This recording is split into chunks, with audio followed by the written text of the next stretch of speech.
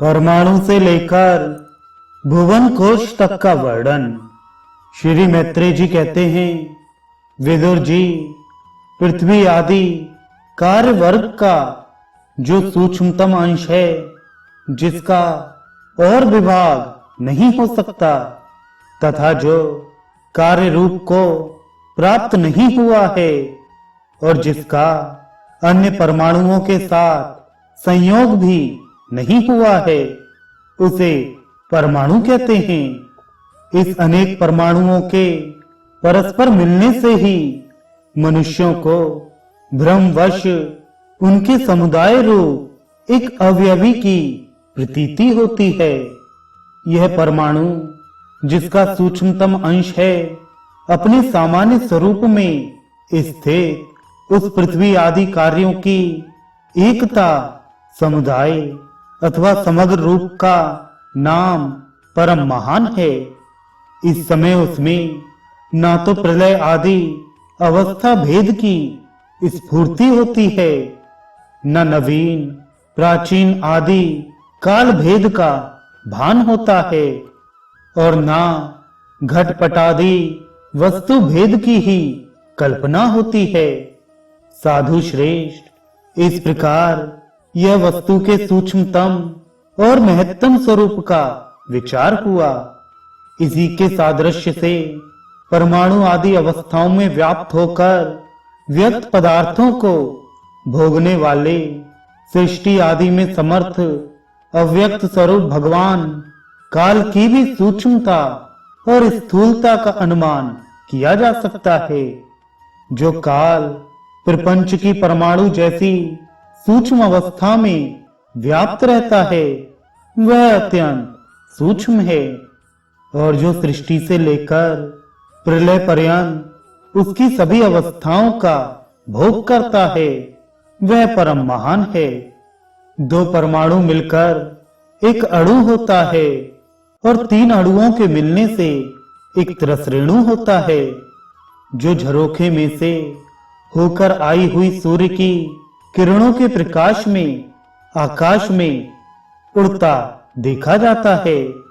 ऐसे तीन त्रसरेणुओं को पार करने में सूर्य को जितना समय लगता है, उसे त्रुटि कहते हैं।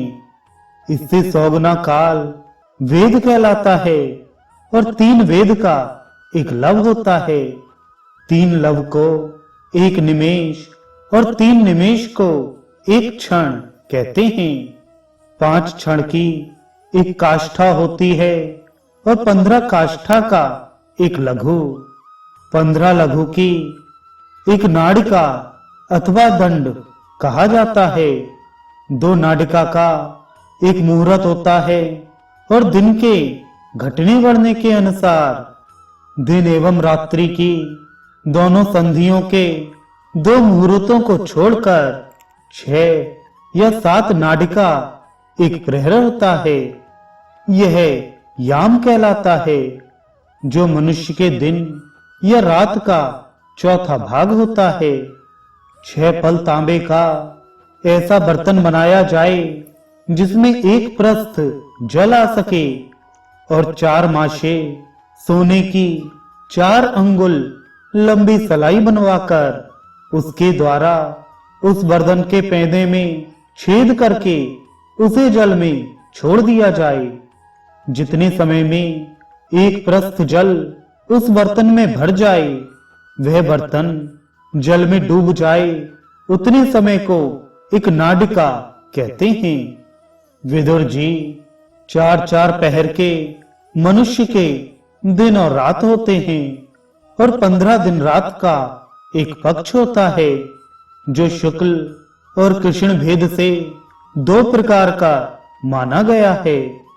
इन दोनों पक्षों को मिलाकर एक मास होता है, जो पितरों का एक दिन रात है। 2 मास का एक ऋतु और 6 मास का एक अयन होता है। अयन दक्षिणायन और उत्तरायण भेद से 2 प्रकार का होता है।